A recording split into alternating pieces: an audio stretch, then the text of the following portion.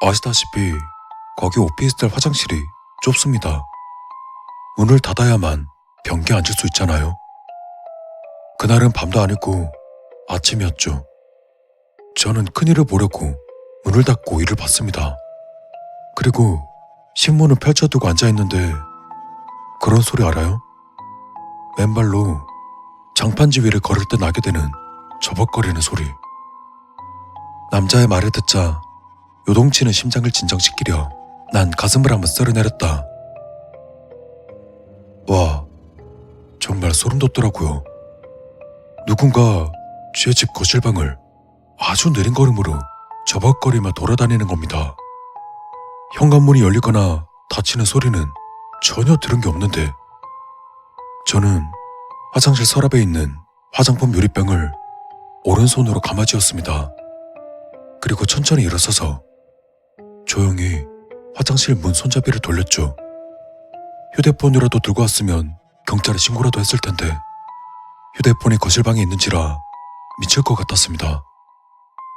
그런데 화장실 문을 거의 절반 이상 열었는데도 그 저벅거리는 소리가 계속 들리는 겁니다.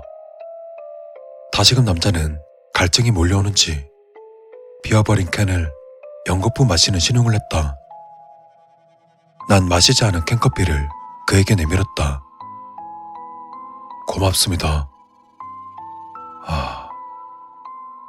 남자는 긴 한숨을 내뱉더니 다시 말을 이었다. 그놈의 저벅거리는 소리, 지금 생각해도 등골이 얼어붙는 기분이었습니다. 그런데 그 소리가 복층 계단으로 향하는 겁니다. 현관이나 화장실 문에서는 계단 쪽이 보이지 않잖아요. 단지 그 복층 다락방이 머리 위에 있다는 것뿐이지. 다락방의 바닥은 카페트를 깔아놔서 걷는 소리가 들리지 않았죠. 저는 그 정체가 무엇인지 확인하고 싶지도 않았습니다. 전 곧바로 현관문을 벌컥 열어서는 밖으로 냅다 튀었습니다. 그리고 경비실로 갔습니다. 전 아저씨를 설득해서 복도의 CCTV를 봤습니다. 근데 이게 말이 안 되는 게 1시간 전 것부터 거의 16배속 재생으로 돌리는데 제가 있는 호실에서는 아무도 출입하는 사람이 없었습니다.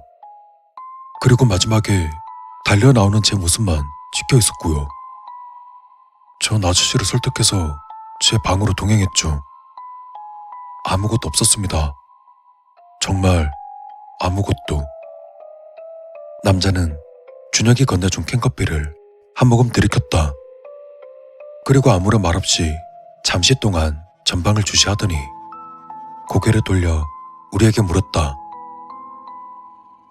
그쪽은 뭘 본 거죠? 그의 물음에 준혁이 침착하게 대답했다.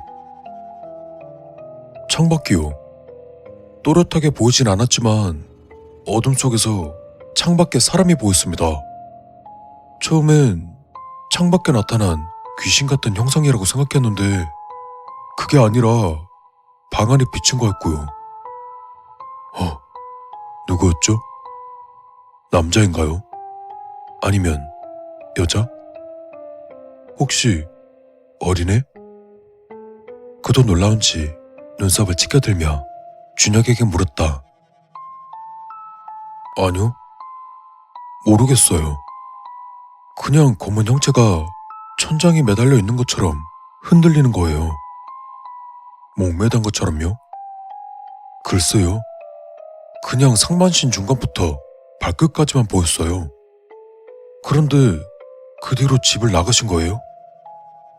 준혁의 물음에 남자의 시선은 다시 전방으로 향했다. 아니요. 전세금을 마련할 때까지는 당분간 거기서 살았어야 했었습니다. 무서웠지만 어쩔 수 없었죠. 대신 틈만 나면 연구실 동료들과 친해진 학부생들을 집에 불러서 같이 자곤 했습니다. 나이 먹고 이러는 애 모습이 우습게 생각되기도 했지만 어쩔 수 없었죠. 그런데 결정적으로 그 집을 나가야겠다고 생각하게 된 일이 일어났습니다. 입주한 지 2달을 좀 넘겼을 때입니다. 그쪽과 거의 비슷한 일이겠네요. 남자는 숨을 한 번 몰아쉬더니 말을 이었다. 그날은 연구실에서 밤을 새고 대낮에 집에 들어와서 골아 떨어졌었죠. 그리고 잠에서 깬 건 저녁 6시쯤이었습니다. 그런데 일어나 보니 뭔가 이상한 거예요. 베개가 흥건하게 젖어 있었습니다. 땀은 아니고 제가 침을 엄청나게 많이 흘리고 잔 거예요. 근데 저는 원래 똑바로 누워서 자기 때문에 침을 흘리지 않습니다. 그런데 베개의 3분의 1 이상이 젖어 있을 정도로 침을 엄청나게 많이 흘린 거예요. 기분이 이상했습니다. 내가 내 자신이 아닌 듯한 기분? 그냥 누군가가 나와 같이 잠든 것 같다는 묘한 기분이랄까. 그리고 그날 결정적인 일은 그날 밤에 일어났습니다. 그때가 밤 9시가 조금 넘어가고 있었죠. 피곤한 게 가시지 않아서 전 리포트 작성 대신에 영화 한 편을 보려고 했습니다. 그때 불을 끄지 말았어야 했는데 저는 영화를 볼 때 습관적으로 불을 끄거든요. 그렇게 한참을 영화에 몰입하고 있는데 왼쪽 창가 쪽이 자꾸 신경 쓰이는 거예요. 다들 아시죠? 밖이 어두우면 실내가 비친다는 거. 저는 무심코 창을 쳐다봤습니다. 갑자기 남자는 준혁이 건넨 캔커피를 찌그러뜨릴 듯 움켜쥐었다. 심장이 멎는 것 같았습니다. 복층 다락방에 30cm 높이의 안전턱이 있잖아요.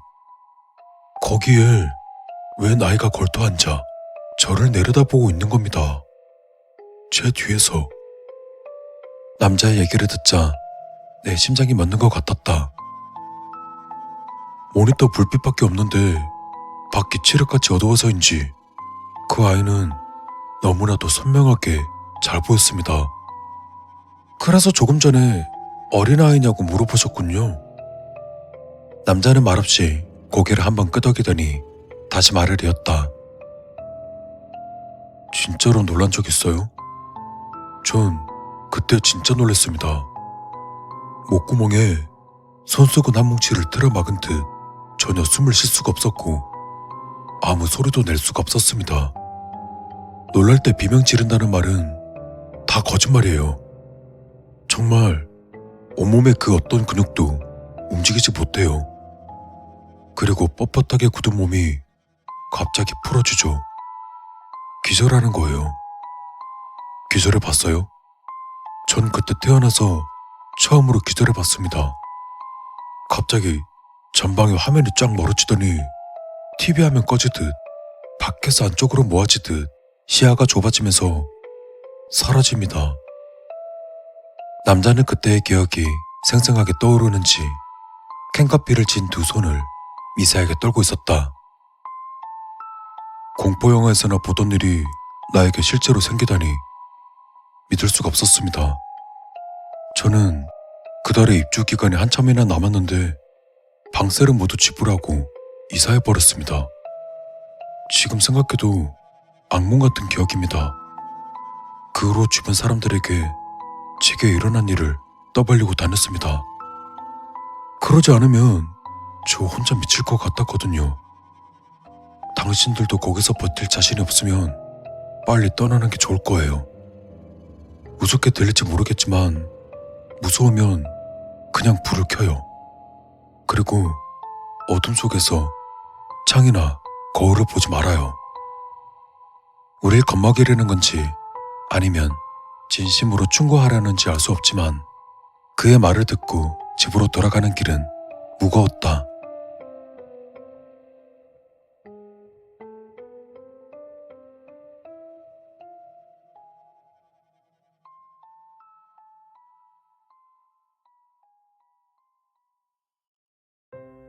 너 또 걸래? 준혁이 나에게 물었다. 미치겠네. 1년 계약해놓고 입주한 지 하루 만에 방을 내놔야 돼? 중개 수수료는 어떻게?